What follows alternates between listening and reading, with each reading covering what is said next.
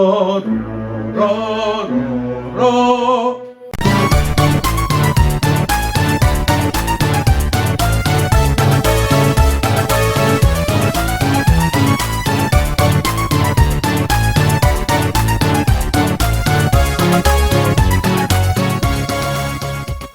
مرحبا. بحلقتنا اليوم رح نشتغل على القرار والجواب. يعني بدنا نكمش النوت من تحت ومن فوق تسهل عليكم. كل نوت، يلي ما بيعرفوا موسيقى عم نحكي، كل نوت في عندها بيس وهاي، عندها تخين ورفيع، عندها واطي وعالي، تتفهموا مظبوط شو عم بقصد. يعني إذا قلت أنا دو، في عندها العالي دو. اوكي، شو باخد نوت انا واطي في إلها مرادف لإلها عالي، يعني حتى يفهموا اللي ما بيعرفوا الموسيقى شو عم بقصد. هاي يلا نوت باخدها في إلها واطي وعالي.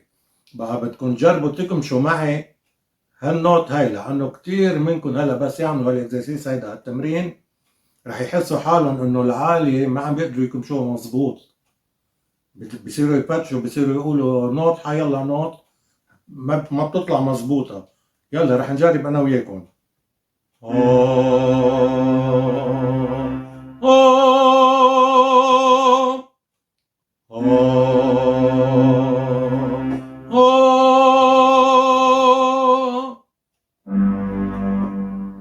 جربوا كمشوا هاي النوت على العالي، انا بقول الواطي انتوا جربوا قولوا العالي.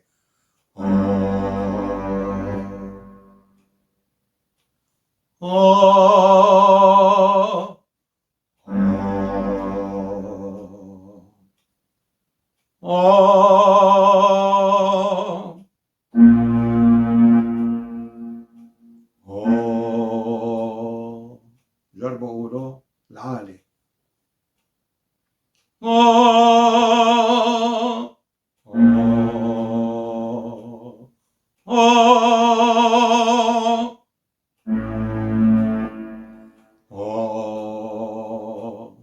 جربوا قولوا العالي.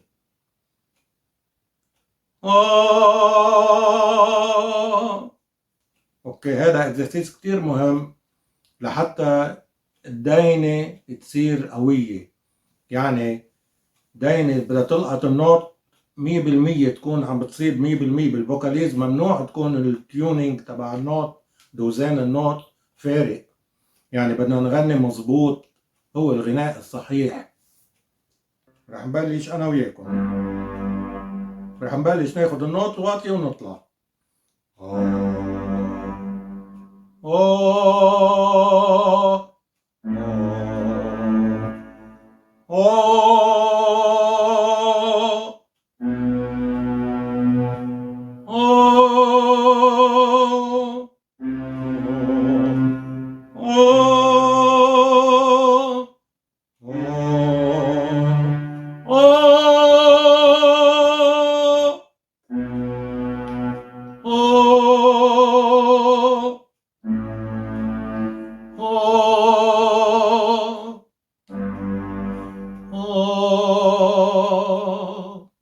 مشوا هالنوتات هيدي.